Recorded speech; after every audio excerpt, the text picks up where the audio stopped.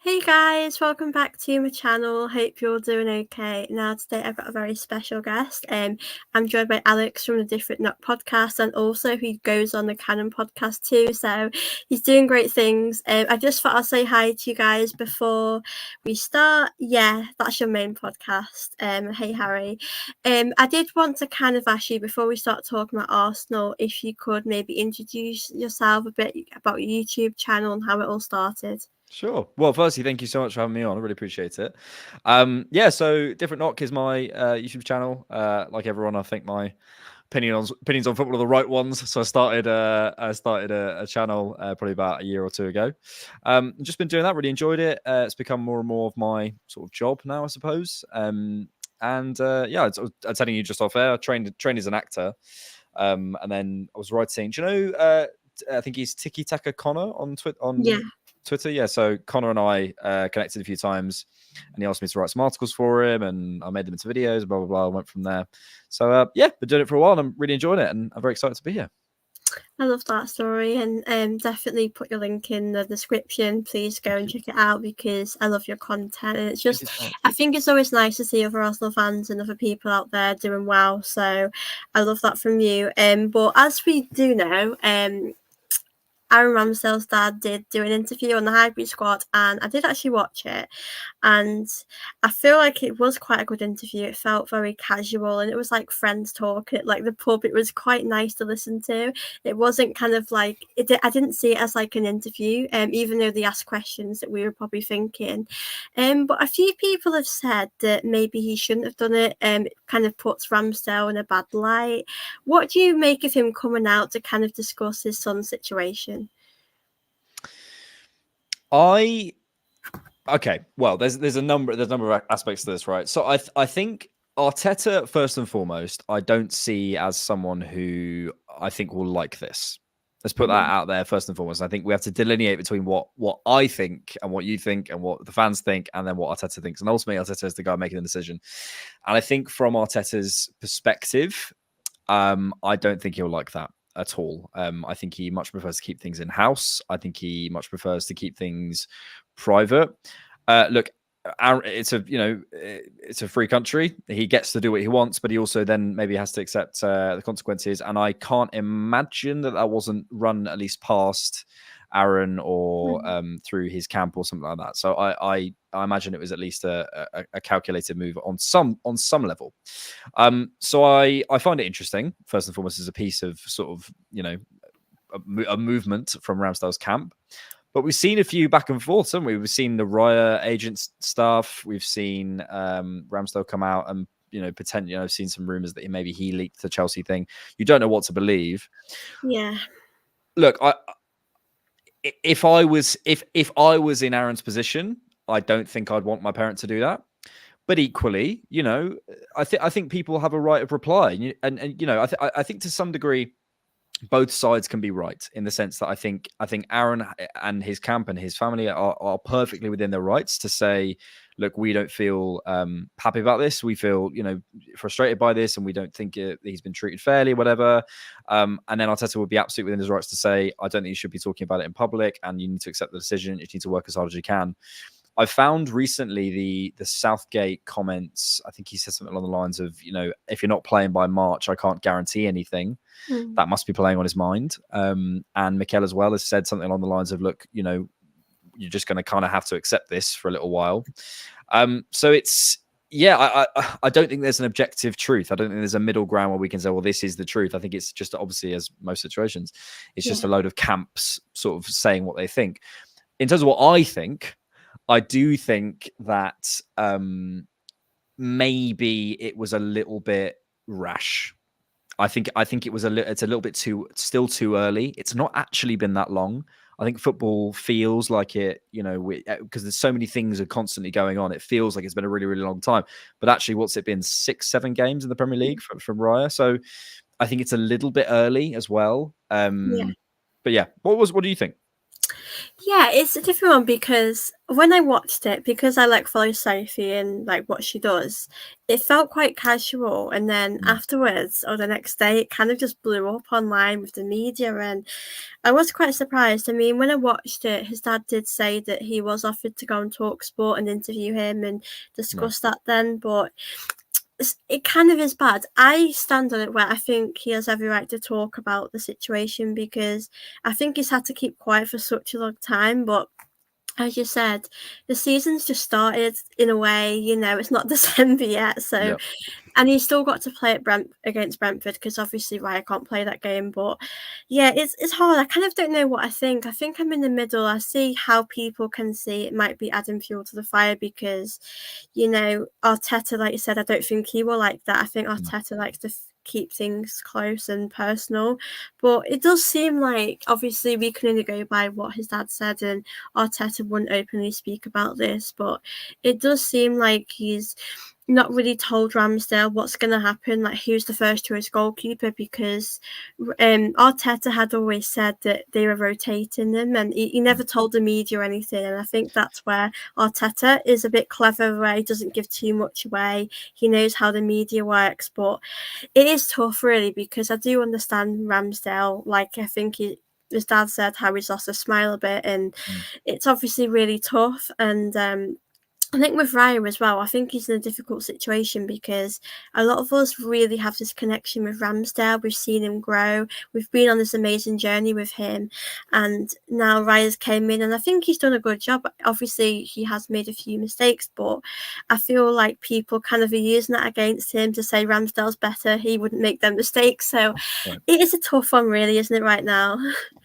Yeah, I think on specifically on the field, and again, it's similar. We have to think about it from Mikel's perspective. He's the guy making the decision. So I think a lot of fans are saying, "Well, I wouldn't drop Ramsdale for the." It's like it's kind of irrelevant. The Yeah, guy making it. exactly. Let's try and look at what the guy making the decisions thinks, and you can get some clues, and you can get that Mikel has said that he likes Raya's bravery. You can look at the difference in their positioning in terms of their starting position, where they stand when Arsenal are in possession and where they stand when Arsenal are out of possession. You can look at the difference in their cross claiming. You can look at the difference in the way they claim crosses as well. I think Ramsdale is a lot more keen to go over bodies, which is sometimes a bit more risky than kind of coming through and sort of almost taking it from underneath it. I think it's a different style. So look, and there'll be a number of things that I, as a fan, don't understand, from a goalkeeping perspective, and things that we do, advanced analytics and things that we just don't know. I think on the Raya thing, I agree. He is in a tricky position because he's got to come in. But this is kind of the game, and I think it is a little bit possibly naive to think your position when you're in a position at Arsenal, it's an incredibly obviously privileged position. But the reason it's privileged is because you're being chosen above basically everyone in world football. Arsenal have the ability to go out and get, I would say, apart from maybe 10 to 15 players, possibly more, maybe there's a sort of 30 or more players in the world who we couldn't, if we put absolutely everything into it, spent 120 million or so, go and get. We have that financial might. We're a big club. So, you are being compared to everyone, Donnarumma and at the time Onana and Edison and Allison and all these players. So that's why it's a privilege. So then the idea that that's not going to be challenged at some point, the idea that if someone's not performing better than you, they're going to come in. I think it's and to frame that as a kind of a personal betrayal. I'm not saying they are, but if there is a sense of personal betrayal from Mikel's perspective, I think that's a little bit naive. What I would say is if Mikel directly said to them in conversations, "Oh no, we're not signing another goalkeeper," I think that's poor form and poor business, and I think not a particularly classy move. But the game's the game. Do you know what I mean? The game is the game. And I just to finish, there was you must have read Ramsdale's Players Tribune thing, right? Yeah. Yeah. So there was a line in it which I found fascinating, and I remember reading it at the time and thinking, okay. He said, Mikel and I have been discussing where my starting position is, and he's been asking me to play higher and higher and higher. And we're watching clips of prime Barcelona, and he's telling me where the keeper is, and I'm going, I can't do this. And anyway, me and Mikel, we came to a compromise, and I was like, yeah. I'm sure you think you came to a compromise, but I'm sure Mikel went, okay, you're not going to do what I asked you to do. That's fine. But at some point, I need that to happen. And for my idea of football to be fully realised. So maybe it's just an unfortunate occurrence that no one saw coming. I was completely shocked by it. Yeah, I think for me, when I saw that Raya was coming in, I was shocked because I did think in my head, like, there are other positions we could strengthen in, like the midfield, we could bring a striker in, but I kind of got it because Matt Turner, for me, was always our second choice. He didn't really compete with Ramsdale. I think you could see Ramsdale was miles better than him, but it's obviously tough, really. And I agree with Phil's comment here about, we've not really had that clarity from Arteta to say we're going to Raya as our number one goalkeeper now.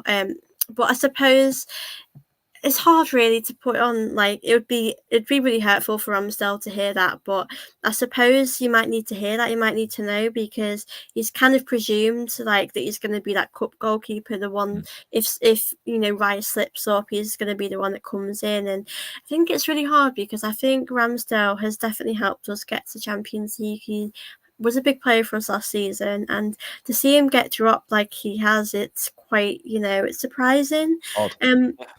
I did think Ramsdale, I do think he has a few mistakes in his game, but I feel like because he was so good, you could kind of balance that out and he could get away with it. But I feel like for me, it's really hard to tell who is the better goalkeeper. For you, do you have a preference right now? You've seen Ramsdale last season, you've seen Raya a bit of the season.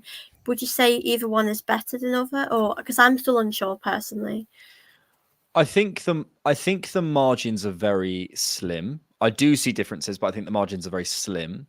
However, at the level we're trying to operate at and the level we are at now, the margins are going to be slim. If we sign someone, let's say we went into the starting 11, we tried to replace Martin Odegaard, right?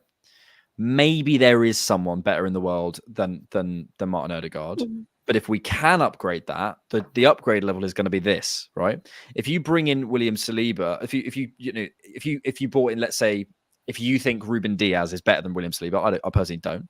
But if you at certain things, but if you bring in Ruben Diaz, again, the change is going to be this. Not because Ruben Diaz isn't a brilliant player, it's because we're operating near the top level of football. When you're changing over Mustafi for Gabriel, there's a jump, right? There's a big difference. You see the difference, right? But when you've got good players already, it's a very small margin. So I hear those people who say I don't see the difference, and I get that. I think the thing, because I think it is very small, but I do see some differences, and I think the differences are the ones that I mentioned earlier in terms of his cross claiming, in terms of his starting position, in terms of his post-shot XG numbers are better. I spoke to John Harrison, he works for something called goalkeeper.com, a goalkeeping expert. And he spoke about Ramsdale's 1v1 capacity from a goalkeeper's coaching perspective. He said it isn't the best he's seen. And he said also, in terms of how, he said, it was fascinating. He said, Ramsdale's highs are really, really high. The James Maddison moment, the save, the save from Leon Bailey or whatever it is, those incredible moments of you go, oh my goodness, this guy could be world class. And we obviously really connect to him, is what you're saying earlier. He's a, guy we feel like we can relate to, a lot of, English people maybe. And, so we have that, but I think also his lows can be quite low as well. He can have those moments that he had against Southampton. Yeah. And I don't think it's the same with Raya. I don't think we're going to see the catastrophe. I think he's just a bit steadier. And, in an already young team, do we need more unpredictability? I don't know if we do. Yeah, it's a really tough one. I'm with you. I think the saves Ramsdale can make are absolutely incredible, like including like the Mo Salah one last season. I thought was... I was like lost for words. I just couldn't believe he saved that. And I think with penalties as well, I know Ramsdale, for me, I feel like he's got more of a chance to save one. But other than that, it is tough because we know Ramsdale does make these mistakes. And I think he was talking with Ian Wright, and he went on this like podcast, and he was talking about his lack of concentration as well. And I think people have used that against him. I don't think that really is a big issue, really. Maybe occasionally, but I think it can be close with them too. I think as fans, I will say it, I do think I'm emotionally connected to Ramsdale. I think we've seen this journey, and when he came here, a lot of people wrote him off before he actually played the game, and we've seen that I think he did go above our expectations. I didn't know what really to expect of him, and he's done really well, but it's hard to know if I think Ramsdale, if we're in the Champions League final, could he win us it, or could he get us that far, or is it? I don't know. I think it's. I really don't know. I want Ramsdale to do well, but as well with Raya, I feel like him and Ramsdale's dad was saying about supporting him, getting behind him, and he's in a tough situation, Raya. It's really difficult, and I still forget he's still on loan with us because I do think we'll buy him in the end, but for you with Ramsdale, obviously, I think Raya is our number one, and I feel like this strongly. But do you feel like there's any chance Ramsdale can get back into the team? Because I think for me, it's still important that he still fights for his place. I think that makes you a better player. So do you feel that Ramsdale could get back in the team this season? It's possible. I mean, why not? You know, players go through losses of form. You know, it's absolutely not out of the question. Yeah. I just think from what Arteta likes from a goalie, which is again is what, you know, we're not trying to look at what we like, and you know, if it was up to me, Ramsdale would be starting because I love Ramsdale as a person and whatever. And what I like in a goalkeeper is a bit of a madman, is a bit of a sort of a renegade in those ways. But I'm not picking the team. It's Arteta. So you know, we have to look at what Arteta wants. And I you know, I'll be honest, in the same way that I think a lot of English fans probably feel an affinity to Ramsdale, and they can relate to him a bit more because he speaks his language. I think also it's probably helpful that David Raya is Spanish, Iñaki Canya's Spanish, the goalkeeper, and Mikel Arteta is Spanish. You know, and you know, it's helpful, isn't it? it smooths the line. Look, at the very least, it smooths the line of communication. So I don't know. I it's possible. It's absolutely possible, but I think it would require Raya to really fall off a cliff and Ramsdale to absolutely exceed expectations in training. And I think Ramsdale requires competition and sort of a kick up the backside a little bit to maybe be at his best. And I think maybe when he feels when he's got an opportunity to show, then I think he can sort of stick it to someone. But I think when he doesn't have an opportunity, I think he might have to leave. Yeah, I think like Phil said here, it might come to the point where he will leave because at the end of the day as well, for his international career with England, I know that he did get that chance to play, and then when he came back to Arsenal, Raya came in straight away. So I think for me, if he did leave, I think it would really hurt. I think it would be a difficult one to take because he has signed a deal for a few years. I think it might be 4 years or something. So only in the summer. So I feel like in my head I've been expecting him to be part of our future, like with the Ben Whites, the Gabriels, the Sleepers. So I think it's obviously difficult on both positions because we want Raya to do well, but we also just love Ramsdale. I did want to jump on and answer this question because I think we should talk a bit about the season because obviously there's a lot to talk about. Harry just want to know, who is the best striker Arsenal can realistically obtain from the transfer market? What do you think about that? Keyword realistic. I love how you answer that in. Look, I think it you know, we were sat here 18 months ago thinking, well, let's say January of 2021 or whatever it was, and we were in 8th or whatever, and we were thinking there's absolutely no chance we can attract Houssem Aouar, you know, and then, you know, we then go in the summer, we attract probably the best midfielder on the market, in my opinion, or certainly the best available midfielder in Declan Rice. Things change, statures of clubs change, and when I think when players see a project that suits them and the timing's right, I think they're attracted. So, you know, I'm not gonna I'm not gonna put Mbappe in the conversation. I think that's I don't. Yeah, a bit too far there. I don't think he's well. I actually think I think we could do it, but I think it would be such a rip up of what we've done so far, such a change in the structure financially that it would just be kind of it would just be a bit of a suicide mission. I think.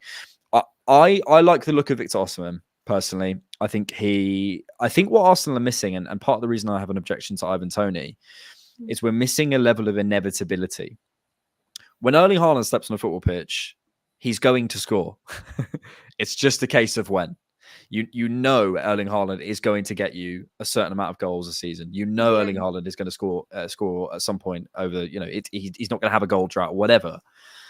He is going to score, and there's that inevitability. And I think in the same way that we now have a spine of William Saliba, who is an inevitable defender, We have an inevitable midfielder in the sense of Declan Rice in terms of how he manages situations, in terms of how he defends space and all the amazing qualities he brings.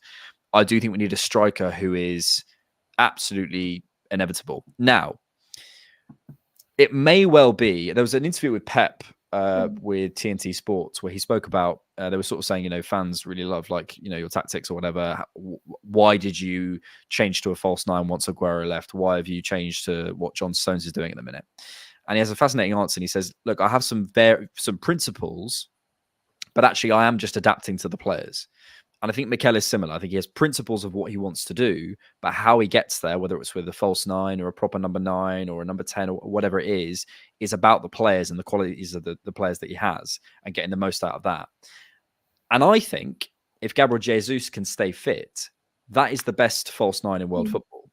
And if we have Gabriel Jesus fit and we have superstar wingers who can up their production numbers to what they were last season, that might be a better route for this Arsenal team. It might well be, instead of going out and spending 120 million on Victor Osimhen, we go and look at another superstar winger to compete with Saka and Martinelli and stick with a false nine.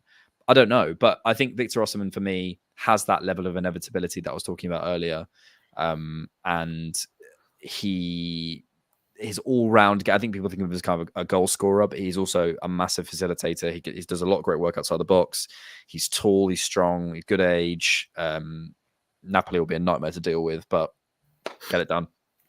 Yeah, I've seen him. I've seen a lot of his highlights, and I know Arsenal fans have been dead keen on him, and I definitely would like him. I think for me, like Harry's pointed out, I think Watkins, I'd be open to it, and if he came, I'd support him. But I think for me, Ivan Toney's probably been the one that I'd be more interested in, because he kind of reminds me of an Ian Wright or a Kevin Campbell. I just think, for me, like you said, Jesus, his injuries are a kind of an issue, and when he's fit, he starts every game, and I don't think Eddie, for me, is really a starter when Jesus is here. But I just think since the whole Aubameyang situation, and when Aubameyang was, before he signed this deal, we were on form. He was scoring a tons of goals, and I just think we're really missing that striker that can, there'll be games where it won't always be easy, won't always have a lot of the ball, where we just need to take our chances, and I just don't think we can take our chances, and I think that's a massive issue. So I just think, if we don't buy a striker in January transfer window, I honestly don't know what's going on, because we need a striker. And I was surprised we didn't buy someone in the summer. I know Havertz has came in, and I don't kind of know what his role is in the team, because there's times I thought we would bring it in for a striker, but I know he can play in that midfield role. So I just think, I feel like we need a forward that's going to really help us score lots of goals, and especially our midfield, I think, is another issue. With Partey injured, we've had the worst injuries so far this season. Yeah. We've literally had no luck at all. Which is kind of exciting in a sense. Sorry to cut across you, but it's quite exciting in the sense that Jesus has missed, I think, 5 matches. Partey's missed 8. Ødegaard's missed 3, I think it is now. Martinelli missed 3 or 2. So, that's 4 starters from last season, and we're a point off first. So, it's exciting in many ways. Like that. Yeah, I think that's good. And I feel like, for me, when we played against Burnley, I thought that we didn't play our best, especially in the first half. But I feel like the fact we're still managing to win without some of our best players, without Partey and Ødegaard as well, especially Partey at the moment. He really is that key in midfield, and Rice is doing all the work. And I think Jorginho's done okay. We'll give him that credit. But I feel like when Partey's in our team, we are a much better side. And I think as well, I do feel for Saka sometimes, because like you said, I feel like it'd be good to bring someone in to give him, Martinelli, a bit of a rest, because I feel like the injuries are really piling on at the moment, which definitely does not help us. Yeah, I did want to touch on the Kai Havertz stuff, because I've noticed that there'll be players, say if Trossard doesn't play, but Arteta will still play players that probably haven't done a lot in the team. Havertz is a weird one, because I do think he does a lot in the game. I do think he doesn't always get that credit for his work rate, but I don't always think he should be a starter in the game. But for you, do you see in time that he'll get more goals, more assists, or are you just not feeling the signing? Well, I see the North Star with Kai Havertz. I think there is a huge but coming at the end of the sentence. However, I see his movement off the ball. Yeah. Which is really exciting. And I think he's a very intelligent footballer. I think if you actually just watch Kai Havertz in a game, you can see the little micro movements he does create space for other players. He's coming short and allows space for someone else. He's off the ball. My concern about Havertz was actually him off the ball, but it's been completely flipped the other way around. You know, I was concerned about his defensive duels and, you know, that kind of side of his game. And actually that's all been fine. I think there is someone who can arrive late in the box there in a sort of similar Erdegaard way. I think there is someone who can be a threat in behind, someone who can go up top in certain positions in certain games. I think there's a lot there. Is that worth £65 million at this stage of the project? I don't know. And I don't think so. Again, we're still early. But I would say, I just think, if you don't have the ability to impact to get, you know, those people who are like, oh, I'm gonna write a play, I'm gonna renovate my room, I'm gonna start a business, I'm gonna do all these sorts of things. It's like, great, you have all these great ideas, that's fantastic. Until I see it happen, yes, till you do it. There's nothing we can do about that, and it's lovely. So I think he's sort of one of those guys that I think a lot of that. I think normally when that happens in life as well as on the football pitch is because you don't know what, you know, when you're procrastinating, you're like, it's not, I find it's normally because I don't know what I want to actually, or what I actually have to do. If I'm procrastinating a task, it's normally because I don't know how to start it. Or, you know, if I'm like writing a video or something and I'm procrastinating, I'm going, why can't I write this video? And I'm like, it's because I don't really know what I'm trying to say. So once I work that out, and then it comes a little bit cleaner, or, you know, whatever, any kind of project is if you have a clear action. And I think with Havertz, it feels a little bit like that in the sense that he feels unclear of his role. I don't know what the repeated actions are. I don't know what runs he's going to make any game. I don't know which side he's going to play on, which is probably confusing for him. I don't know. You know, for the first sort of part of his time at Arsenal, he played in front of Timber, Tomiyasu, Zinchenko, a load of left people playing left, like Gabriel. He's chopped and changed. He's had a run in the team, but not in a consistent way, and being given consistent actions, which is why I would ask him when he can, or, you know, if I had the choice, I'd put him at 9, because I think in many ways in the midfield, you're asked to create a little bit more on your own. You're asked to kind of, you receive the ball. There's loads of different options. You could find your winger. You can cut inside. You could play a half space cross. You could dribble. You can cross. If you're at the number 9 and you're saying, right, Kai, all I need you to do is hold the ball up. That's all I need you to do. And if there's space in behind, running behind, but all I need you to do is hold the ball up. I think if you simplified down his actions, it became a lot clearer what he needs to do. It becomes a little bit more obvious what his role is, and then he can grow some confidence from there. I think at the minute he's been dropped into a very well-functioning team, sort of deer in the headlights, panicked, and then gone, I'm just going to go into myself, and doesn't try anything, doesn't try carry, doesn't try dribble, doesn't try pass. And I think until you can affect the game, fans are going to be on your back. And I think the longer we go on giving him this huge license to sort of do what he wants, I think that's a problem. I think we need to give Kai Havertz really clear, specific actions. Be our number 9, stand there, receive the ball, running behind. That's it. I think at the minute he's got a little bit too much to do. I've said this, that I think we should give that a chance, him playing that position, because ultimately, really, what do we have to lose? I mean, I just think we should go for it. I mean, obviously, Trossard, when he's played as a striker, I don't think he's been really effective, but I do think, obviously, he is an important player in the team when he is on the pitch, but I just think that we need to give him that chance. And I think the problem is that if we would have paid less money, I feel like people might not be saying a lot. I think the fact that 65 million is quite a lot of money, and people could say we could have used that in different positions, or we could have bought someone more experienced. So I think for me, I just want it to work out for him. But I think sometimes I notice. I think he's doing better now, but I know in his first few games I felt like he was scared to go in for a tackle to win the ball in case, like, I know at Newcastle the whole tackle with him. I think that could have been a sending off. I personally think,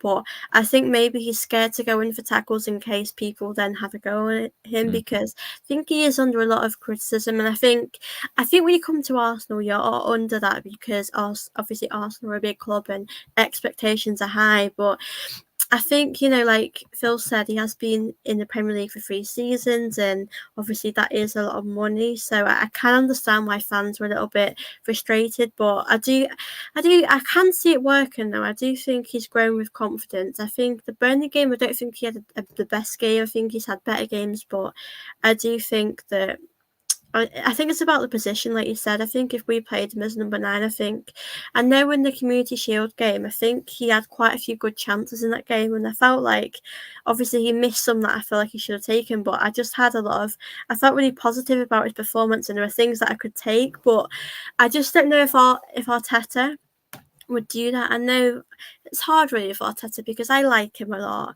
but I just feel like sometimes he can be a bit stubborn and he likes to keep things to how he wants to. I don't know if he would do that. Do you think he would probably play Havertz in that position or not? I don't think so. I think he's trying to prove.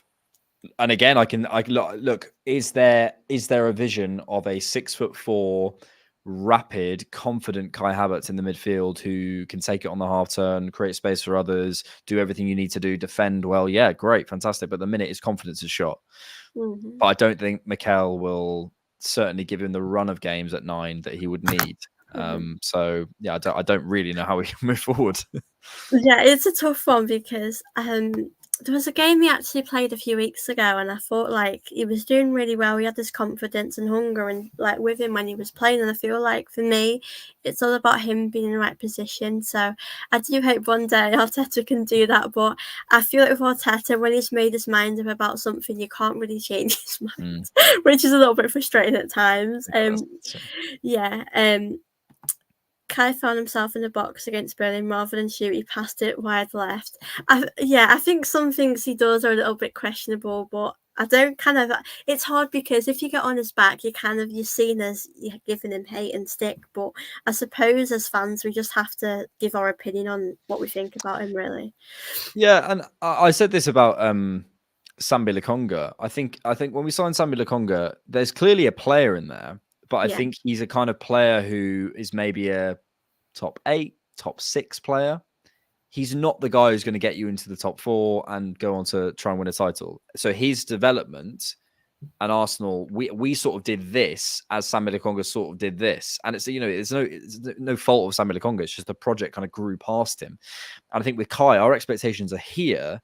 And I wonder whether he at this moment in his career, maybe he's been to these heights, but at this moment in his career is at this low ebb, and it's not matching. It's just sort of maybe wrong place, wrong time. Mm-hmm. Yeah, it really is a tough one, and I think it's hard, right? Because when you're at games, fans are very supportive of the players, and on the internet, whenever he does something bad, everyone's like on him. But I just hope it works out for him. But I suppose because we spent a lot of money, there are questions there, and obviously we know last season we were so close to winning the league. I really did think it was our season. I'm not going to lie, and I wasn't one of those fans that got carried away, but I just really enjoyed the football we were playing, and I just feel like I never expected us to go for the league as well. And obviously, we unfortunately didn't reach it to the end. And Man City probably had a bit more experience and we had a few injuries. But this season, what do you feel like Arsenal should do differently to kind of go that step further and go for the league? I had this analogy, it's a very, very hipster analogy of a craft beer company. And I think last season, we had a very good product. We had a very good IPA, and it was lovely, and everyone enjoyed it, and it was really working for a long period. And then, unfortunately, the market changed. We had a situation where our grapefruit supply broke down, or our supply chain for some reason wasn't working, or one of our wholesalers failed, or whatever it was, and we're not resilient enough. Now, what I think we need to do is kind of grow into a massive conglomerate and be able to produce all types. So it's like, when COVID happened and people weren't drinking Corona. So it doesn't really matter because the people who own Corona also own Budweiser and Foster's, and so it doesn't really matter. And they had that kind of resilience. What I mean by that is I think the brand of football that we played was very exciting and very entertaining, but it wasn't resilient enough, and it wasn't adaptable enough. Now, I think maybe at the start of the season we've gone a little bit too far the other way, but actually I think possibly at the tail end of last season, this is what we needed to do. We needed to find a team that were more adaptable, less dependent on singular players, less points of singular failure, able to play in different ways, able to shut games down, able to control games. And I think when you look at the expected goals against numbers, when you look at the amount of goals we've conceded, which is I think the same as I think we're equal first with Liverpool in terms of the least amount of goals conceded. I think we've got the lowest expected goals against numbers in the entire league, even below Man City. We're controlling football matches. You look at our field tilt. You look, we are absolutely on top of games. And now it's about just getting that attack to click. But I think that has all come from wanting to solidify this team with Declan Rice, with a few tweaks in terms of, maybe making Ben White slightly more conservative than he has been, maybe asking Zinchenko to do certainly slightly different things they did last year, just to get us more solid and a base, and then trying to find that front five that really, really clicks. So I just think we needed to become more adaptable and able to win games in different ways. And we've seen it with set pieces and corners, etc. And that balance is hard to find. It's not, you can't just do that over a summer. That's going to take some time. I think this is another thing about this team is that I know no one wants to hear this. But if we win the Premier League, if we win 3 Premier Leagues in the next 5 seasons, I wouldn't be surprised if someone told me we didn't win the first one for another 2 seasons. Because we're still young. Like, we are still, I think, the second youngest team in the league. And the problem is we've been on this Arteta train for 4 years. Yeah. And it's like no one wants to hear that. And I get that. I 100% get that. But you have to accept that when the guy you just signed, your superstar midfielder, is 24, you signed Kai Havertz, who's 24, your superstar wingers are 22 and 22, the guy up front still only, 26, 27. We've not reached, the defenders. William Saliba's 22, Ben White's 26, I think he is. We're still behind in terms of the peak ages of most positions. So I think the reason we've done that is smart from a market perspective to grow the value of players and be able to add it on top once you do that. But it's still going to take some time. So if we don't win the league, it's kind of, I'm not saying it's okay, but I'm saying maybe in the long-term future of the football club, we look back and go, oh yeah, we still weren't ready that season, i.e. this season. Yeah, it's a tough one really, because I guess last season, obviously it was really good that we went for the league. I think for me, because we were trying to get top 4 the season before, and I thought we've just got to get top 4 this season. So I think we did really well, and I suppose if we don't win it this season, people might see it as that was just a 1 year, that was the one season where we only went for it and we've kind of slipped off a bit. But I do know that we do have work to do, and we do have, we do need to bring in players in the team. And like you said, we've really got such a young team, and I think people have kind of suggested that Arsenal have had a bit of a slower start this season. And I do think Granit Xhaka, I think him going, I think he did have to go sometime, and I did always believe there was an upgrade on him. But I do think his personality, his passion for Arsenal, and just, I feel like when he's in the dressing room, especially when I watched the documentary, the All or Nothing one, you could really tell, what a big impact he had on the players. So I think losing him has definitely been a big blow. And this, unfortunately, changes do happen in football. With the Ramsdale stuff, it's part of the game, really. But I just think this season is important for us to win. I think we do have to win a trophy. I've said this. If we don't win the league, it's hard to tell right now, because obviously Man City and Liverpool and us, I'm definitely not counting Spurs in that, by the way. they're doing okay down there. But yeah, I just think it's more competitive this season. Me and I think Man City are just 1 point ahead of us in Liverpool. So it's so competitive, and I do hope we can win it. But I just think we've got to win a trophy. Like Anthony said, I think it's really important that we do that. I don't think he'll be gone personally. I do think I do expect him to be here long term, and like you said, he has been here for 4 years, and it's been a really big journey for him.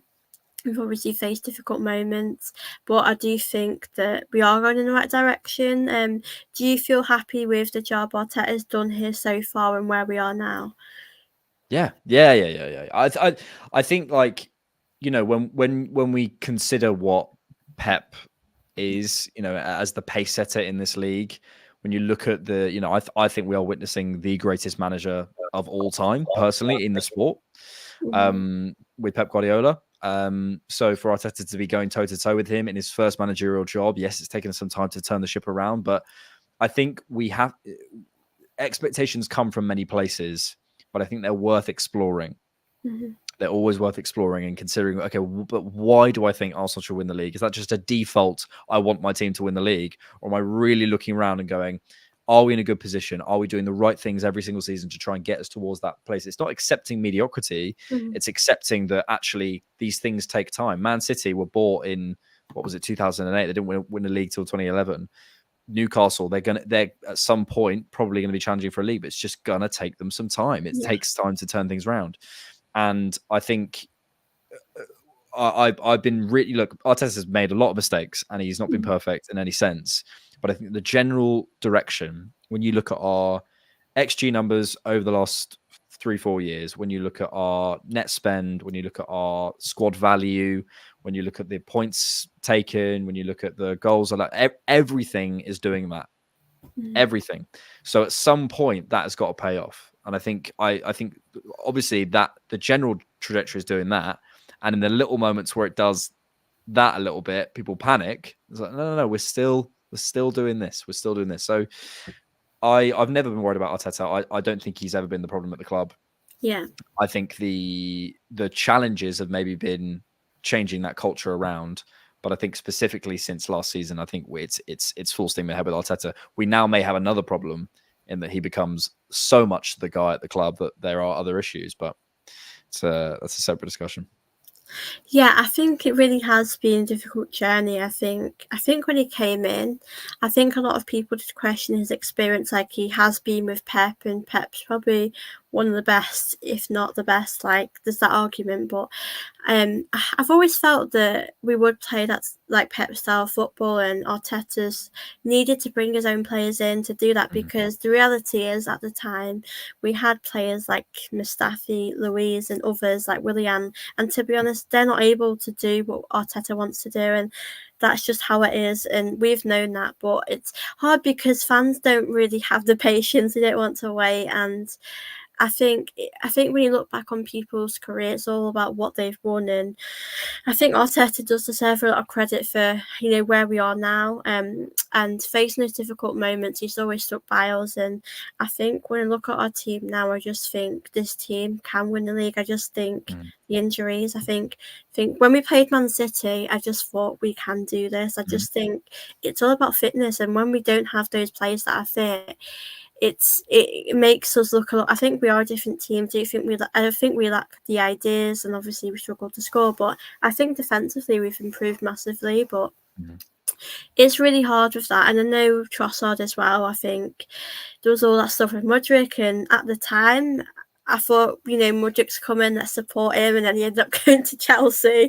So it was always a tough one. But I think with Trossard, him having that Premier League experience, he's came into Arsenal, and it's like he's been here for years. And obviously against Burnley, he scored our 1,000th goal, which is crazy. For you, do you think he should be starting every game, or do you kind of feel like he's more of an impact sub that can really help us when we need him?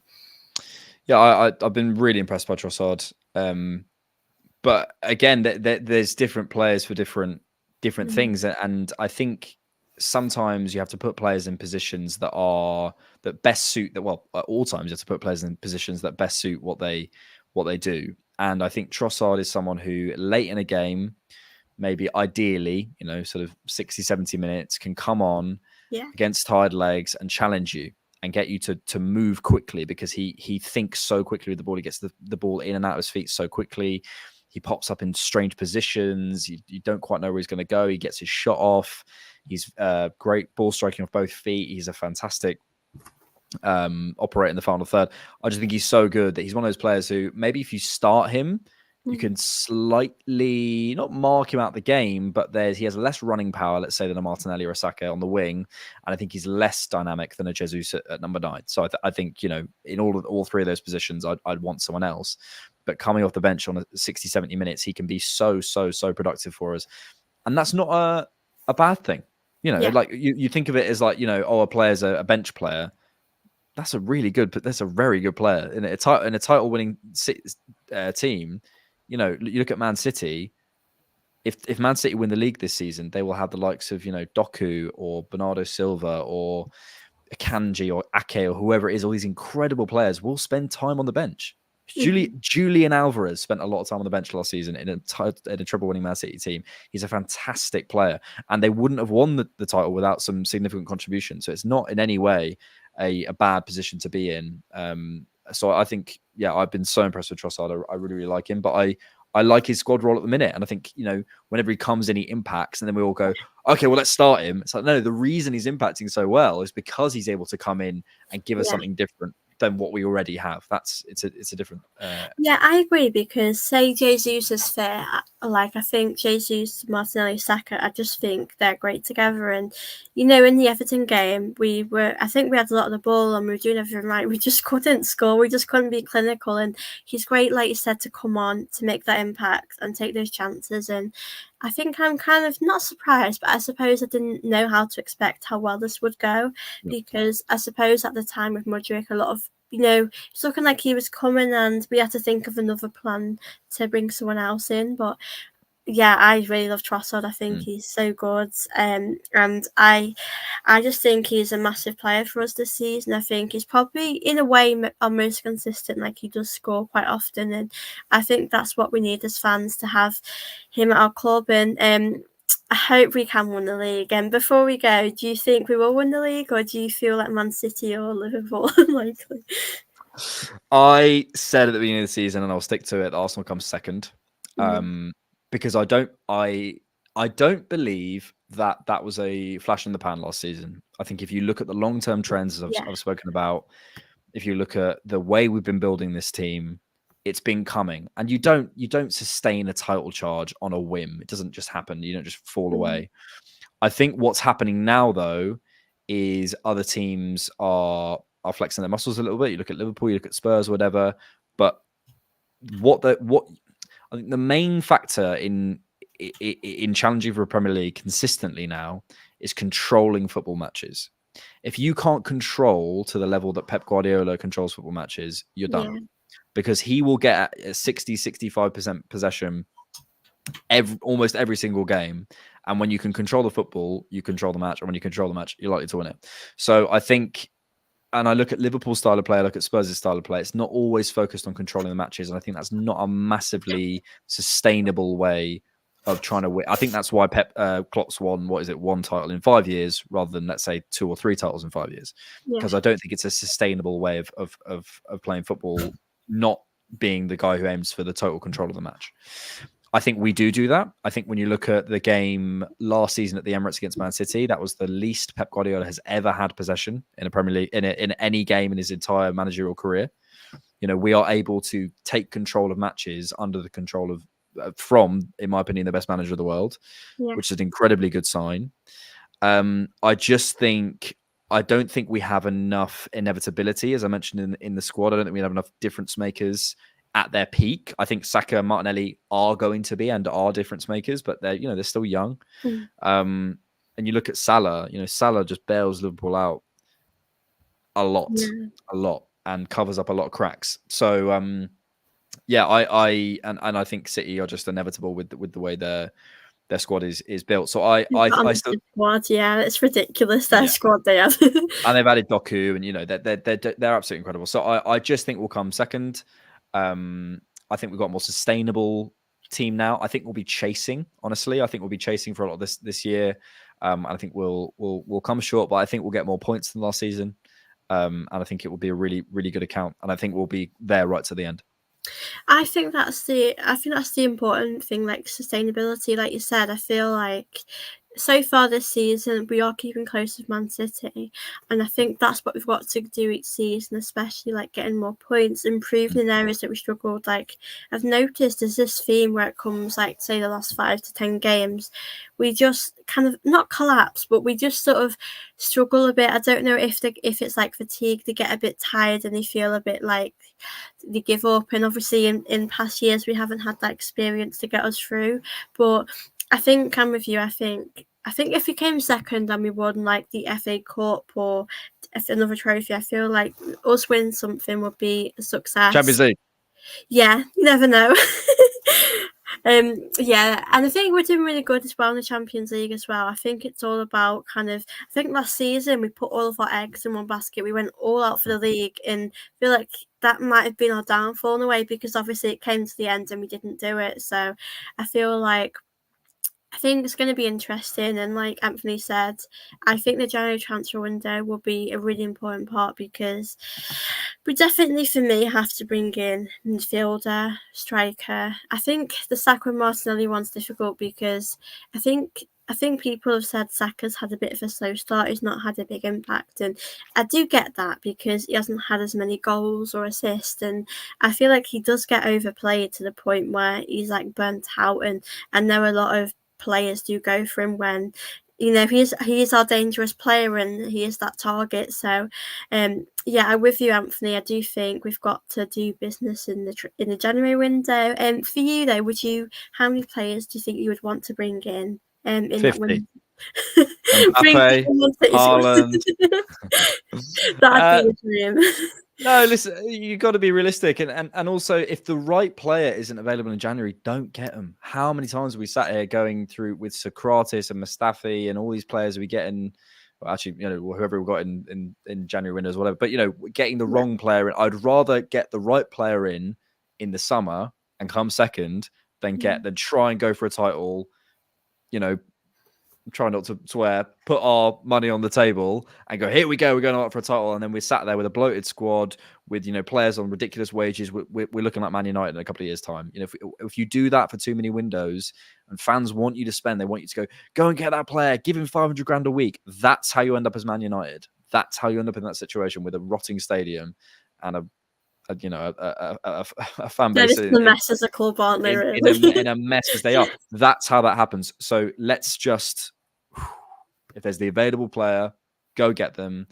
Whoever it is, I don't mind. Because I trust the club's talent ID. But I'm not sat here going, we've got to win the title this year. Long term. I want to sit here in 10 years and say we won 5 or 6 Premier League titles, rather than sit here in 10 years and say, well, at least we won that one. Yeah, I think, like you said, it's consistency. We've got to keep, it's going to be really tough to win leagues year after year, but I feel like if we're just up there with the best and in the Champions League competing, it's a lot better in the Champions League. I know we're not really out the group stages yet and we're still doing that, but I think it's been a really good start, and I do feel like we are going in the right direction as a club. And I know with United, when I've spoken to their fans, it's like if they want a player and they can't get them, they sort of just bring anyone in. And I feel like it's important to have like a plan A, a plan B, because you might want this player and you can't get them. And I think you've got to have great ambition. And I feel like bringing any player in, it won't automatically help. And we have seen that with United. And I think bringing experienced players, like you've seen with Maddison for Spurs, I've always been a fan of him and he's really adapted well there. And I just feel like having experience, players definitely make the difference. We've seen that with Declan Rice, the way he's came into the midfield, and you always see from Declan Rice like an 8 out of 10 performance or even a 10 out of 10. He's incredible. So let's hope we do business in the window, and I hope we win the league. It'd be nice. I've never seen Arsenal win the league, so let's hope we can do that. Hope so. But it's been so lovely to chat with you, Alex, today, and a big thank you to everyone who's came in the chat, asked us questions and spoke to us. It's been really lovely. So thank you so much for coming on today, Alex. Thank you so much. Thanks for having me. No, I've really enjoyed it, and I will link in your YouTube stuff because you do great jobs and I love your shows. So please, to those that are watching, do subscribe. But yeah, it's been lovely chatting with you guys. Hopefully we can go for the league and have a good season and win some silverware. But yeah, been lovely to chat with Alex today and chat with you all, and I will see you all in my next video. Thank you.